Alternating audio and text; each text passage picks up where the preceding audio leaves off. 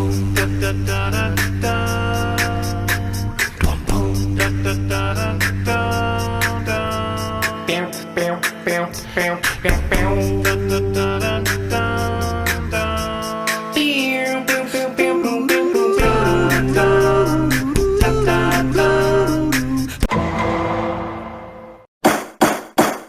to Rap in Order, the interrogation of a hip-hop album, where we take some of the culture's most beloved hip-hop albums, put them on the stand, see if they stood the test of time.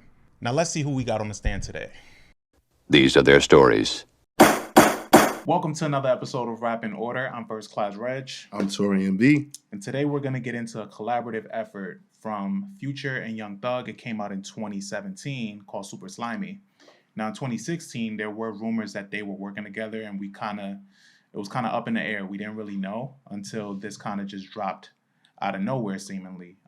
You had only one feature on this joint with Offset, but you had a slew of like different producers and big producers at the time. You had Mike Will, you had Weezy, you had Southside, London on the track, amongst a bunch of others. The album was only 13 tracks, kind of just flowed together, and on paper, I think, at the time, at least for me, it was like, well, this makes sense. Like, you know, two big Atlanta artists, two big artists in their own right that had like seemingly kind of the same fan base, and they were kind of just meshing together and bringing their styles together. And they were both known for contributing this style of like melodic flow raps. What did you think of this album? I thought that this album sounded rushed, and it didn't sound like they put a lot of time into it. And I remember during this time, do you like remember like how all this started? No, like give me a refresh. So Metro Boomin tweeted out, "Me and Future really like lapping y'all niggas. Like y'all need to catch up. Like y'all, like you know." And so Young Thug got mad and was like, "Fuck out of here! If I'm Michael Jackson, he's Tito. Like I'm the one doing this, especially out here in Atlanta. Like Future like is a nobody." And like they kept going back and forth, and then something happened where I believe so when he was dropping damn, what was that? I saw that happening. From the corner of my eye, I was like, something is falling. Yeah, I don't know, Takeoff ain't feel that or what. The ghost of Takeoff. But yeah, we'll keep going. So,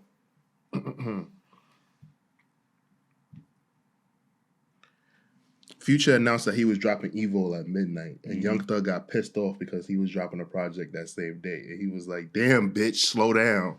And it was, he said, "Boy, slow down, dropping that BS music." Because, and then, yeah, that was because Future had to deal with Apple Music, and they were just going back and forth on Twitter, just talking shit to each other. And it was really funny because like they really was going at it, and I really blame Metro Boomin for all of this shit. Mind you, Metro Boomin is the producer missing on this project. Yeah, I was about to say Metro works not with even them on the this most. album. Yeah. So I just thought like, damn, what's going to come of this? But then we did they made up at a Drake concert at Summer 16. Okay. And they stood on stage and like Thug like apologized, and then next thing you know, we got this project coming. So in my mind, I'm thinking that this is going to be like a perfect mashup between the two, right? Like because it's like two sides of the hood coin. Like you know, like Future is a little bit more sophisticated than Thug, like, but it was going to be like a hood nigga yin and yang. This album was, and the reason why I said that was because they were basically arguing over who made better quality music. And then we get this project, and then you can tell like a lot of stuff was phoned in, and then obviously you know like they had each one of their solo songs were the best songs on the album, and the song were Offset. Yeah, but at the same time, there's instances on this album. There's like highlights on this album that I love. Like when you listen to a song like "Drip on Me," produced by Weezy, they both bring their A game to that. Like they both sound great. They both. You could tell that they were building on a chemistry that wasn't there earlier on in the album. That might have been track 7. Like, yeah, I'm thinking Drip on Me probably was the first one they did together. I don't know. It just sounded like that. There was a lot of chemistry on that one. Yeah. It sounded like the intentions that they had going in for that one Mm-hmm. is what that was. Yeah, and then like you said, like you got the solo tracks on this are fucking amazing. Mhm. If there was any type of competition between them, Yeah. you can tell that they really showcased that with the solo tracks. Because Right. you got a song like For the Gang, where it's just Future riding out on that, and then that's followed by Kill Before with Thug by himself, produced by London. Fucking amazing. It's like the great brilliant moments on this album are just super scattered out. And but I agree with you on that. I was just thinking back on duo albums though, and thinking about like I compared this to What a Time, and how that was received and how that came out. That seemed rushed, but there was a lot more highlights on What a Time. Yeah, that's true. All right. So when you say, I want to ask you. So when you say duo albums, you mean like in like this light, like where it's like two people that you probably that aren't like in like the same crew or something like that. I'm not thinking when I think duo. I'm not thinking in a literal sense of like Mobb Deep or like or people that we know as a tandem. Okay. I'm thinking about people that have their own careers. Yeah, and that have their own careers. And then they come together to do something. Mm-hmm. Talib Kweli and Mos Def. Yeah.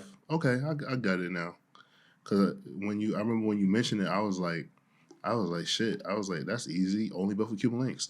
Yeah, because that's not a duo necessarily. Like they have their own careers outside of just with each other having the album. I get what you're saying because like they're in Wu-Tang Clan. That's just like I guess like Neff and Pew wouldn't count, right?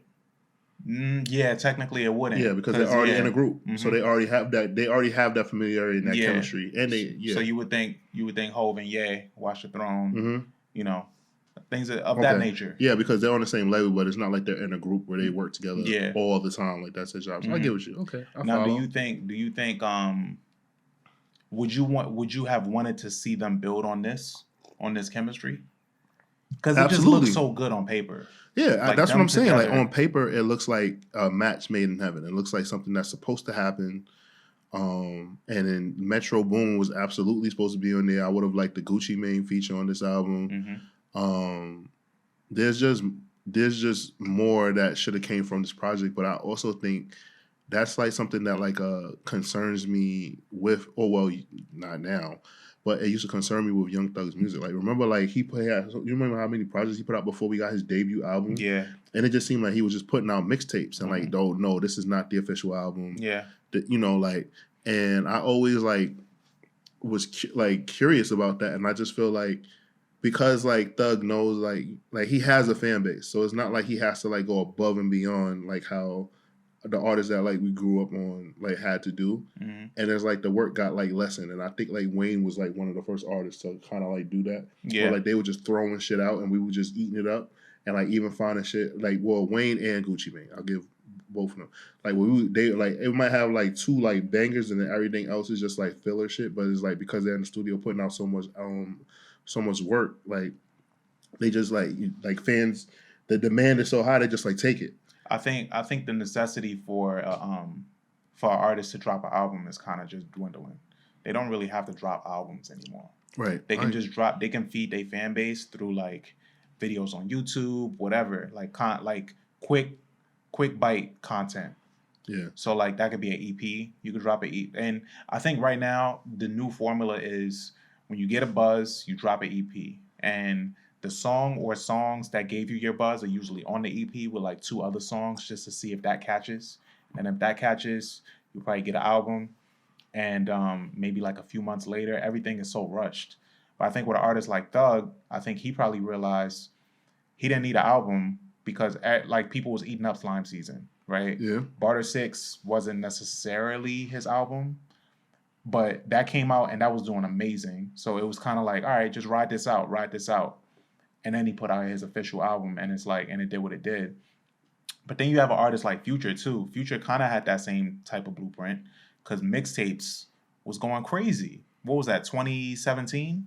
That's true, but I guess for Future, like he kind of went back to his roots because he went the album route, and then remember, like he had his Ciara era, but like it didn't work. It didn't work. Like it didn't work well, like how like Erykah Badu helped enhance Andre 3000 in Common. Yeah, Like, it's like Ciara kind of like made like Future be something that he's not, and he had to get away from that shit. Mm-hmm.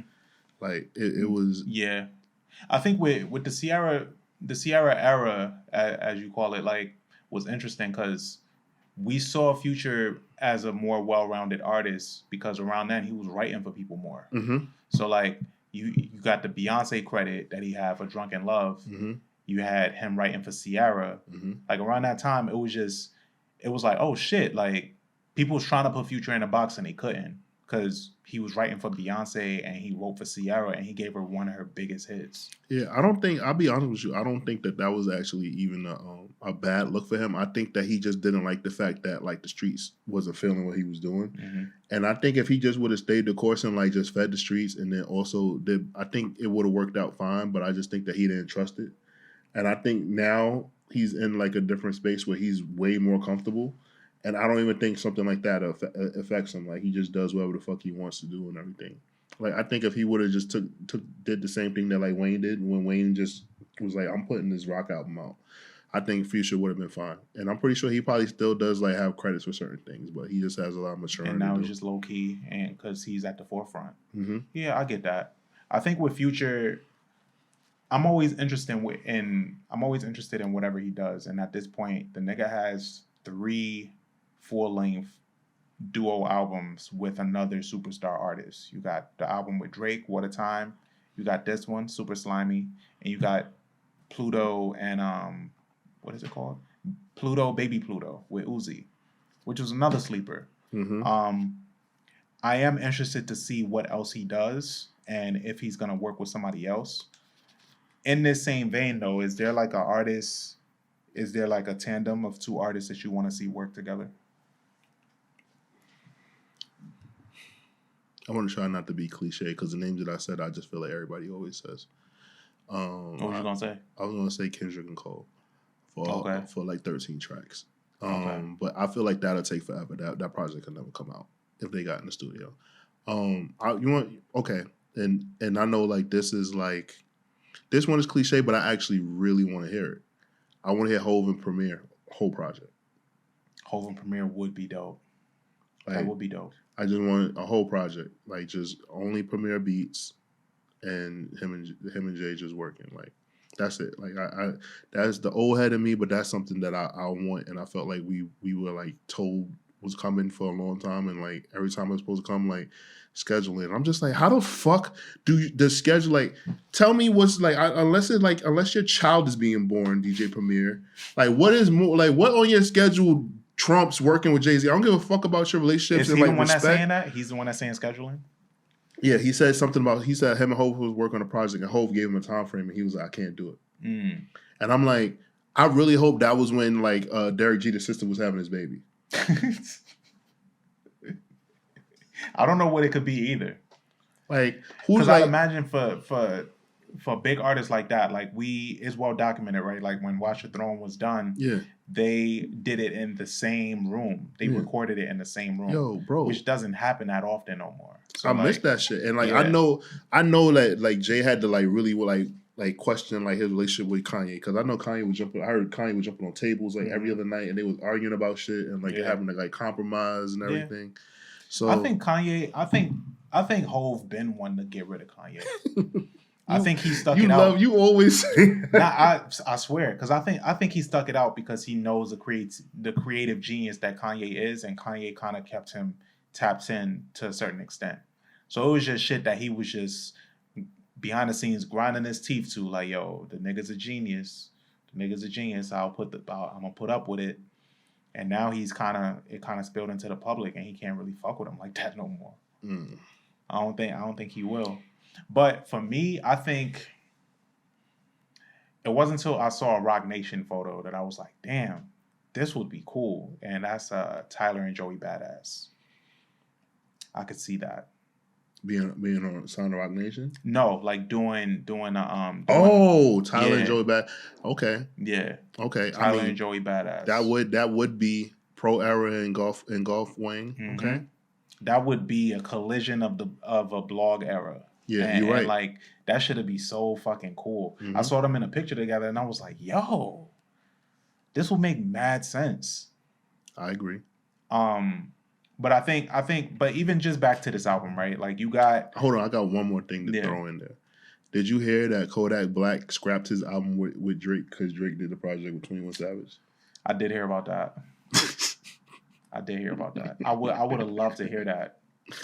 I would have loved to hear Man, that. Drake knew better. Drake just be whoring himself out, man. He knows the power of his features at this point, obviously. And there was actually, even speaking of that, there was that rumor. I don't know if Nori was the one that started it about Future feeling some type of way that Drake has this album with 21 Savage. I believe it. But why would that be though? I think like when they did the project, I think it was supposed to be something. It was supposed to be more special, I guess. Even though like what a time. Yeah, but it's funny because it's not like Future hasn't done collab projects with like Gucci Mane and other people. Mm-hmm. But I guess he just felt like, damn, so I guess I'm not going on that tour. Like, you know. Or maybe they were supposed to do a World Time to Be Alive Part 2. I mean, they still could because the fandom is there. Like, people still talk about What a Time. Yeah. Drake is a walking pop chart. So I just think that, like, you know, Future's just a petty dude, bro. That's why I said he got some maturing to do it. Just, he be saying, like, sometimes I see some of the random shit he say, and I'll be like, yeah, he got to grow up.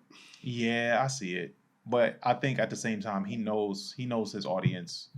I Never Liked You, that's the name of his album, and he's on there with the fucking blindfolds. Like, he just plays into it. Yeah, plays into it. I think Drake probably has the most duo albums that never happened. Like, he announced it and they never happened. He had one that was supposed to come out with Gucci when he came home. He had one that was supposed to drop with he had to damn, I had them all written down. YOLO, obviously. Yeah, well, YOLO was a big one. Have Young Angel, Young Lion. Yeah, Young Angel, Young Lion with Wayne.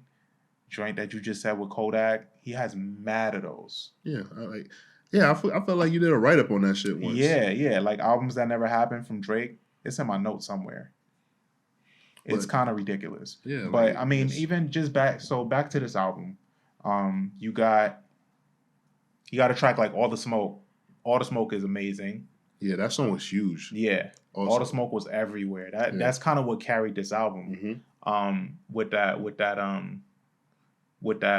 energy. Did All the Smoke, the podcast, come after this, or? I think it definitely came after this song. Yeah. So yeah, All the Smoke was really big that year. The joint with Offset was pretty big too. Offset, even this is actually around the same time frame that Offset dropped his album with 21. Yeah.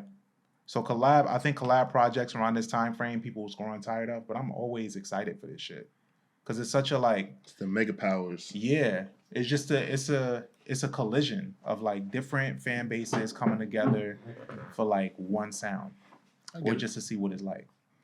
Yeah, it's like seeing people work together that you never would have thought like it would have happened or anything like that. I get it.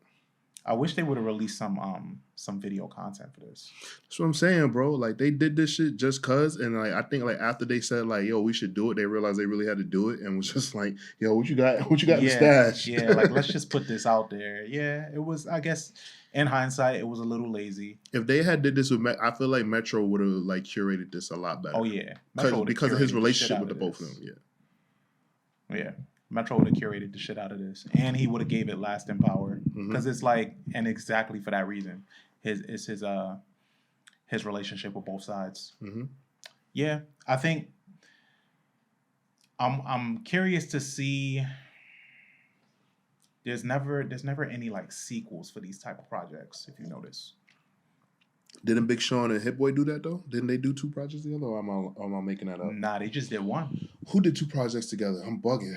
Somebody just did. We just got a part 2 from somebody, and you like it a lot. You like them a lot. Who was it? Which one? Somebody gave us a part 2. One of them down south people, man. Damn, right? And it was a collab. Yeah. Damn. Came out this year. Oh man, this is escaping me, and I feel like Metro was involved. Like, who was it? Not Metro's solo album. not his album, but I could have sworn. I don't know. Maybe I've been making up a lot of shit. Nah, I ain't gonna lie to you. You want to hear something funny? So the other day I was in the car, and me and Sarah like we listening to music. So number one, I'm terrible with being distinctive between Afro beats and like reggae. And, like, Okay. So Last comes on, right, by Burna Boy. Yeah. I'm like, oh man, this takes me back to Mars 2112. And Sarah's like, Taurian, Mars 2112 was like 2011. And I'm like, yeah, I know what it was. That's when I used to like go to the club. And she was like, Last came out like this year. Yeah. And I'm like, word? With the Tony Braxton sample? So then like I'm like, damn, like, am I bugging? So I hit up my boy L and I was like, yo, what was that song that used to like come on like when it was time to go home? He was like, you mean Wayne Wonder, my nigga?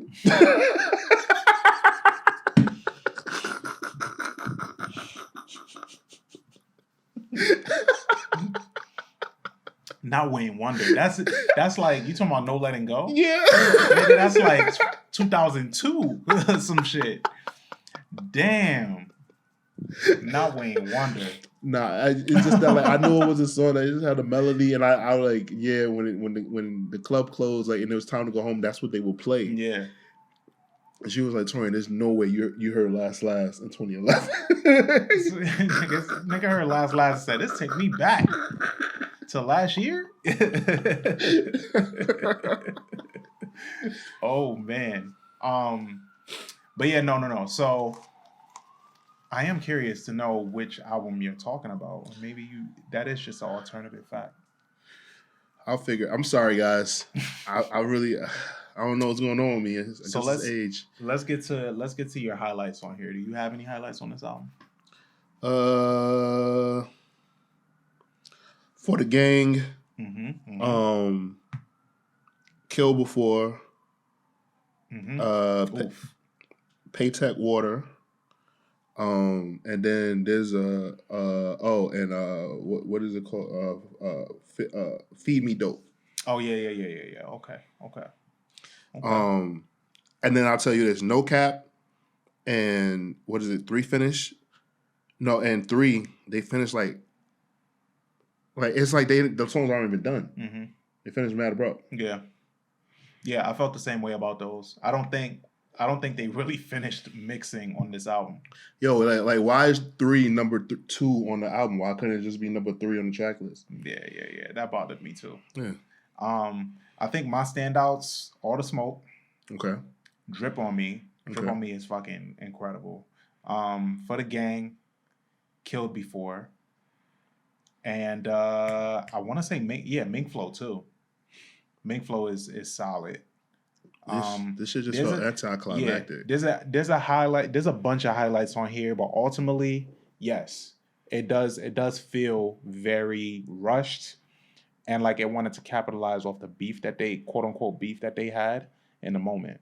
I think if they was to take their time and do this shit, because this is a tandem I want to believe in. This is like these two niggas. Like this just makes sense to me. So I feel like I was a little disappointed overall in the finished product or the unfinished product. I bet you Gunna would do a better job. Absolutely. Gunna, Drip Harder was solid. Yeah, with Lil Baby. Yeah, Drip Harder was incredible. I just think that Gunna doesn't mind being like a side. Like he's a good sidekick when in the music recording process. So I just think that he knows how to step into your world and make it like enhance your world. Yeah. Where I feel like Future and Thug are both alphas. And they both think that they the ones. Yeah. Gunna the hip hop Cal Naughton Jr. Yeah. If y'all don't get that, if y'all don't understand that reference from Ricky Bobby, that's the ultimate sidekick. Just like lets you win. Lets you win. He in your world. Shake and bake. Shake and bake. But yeah, that's a good point. I think Gunna on here would have been great.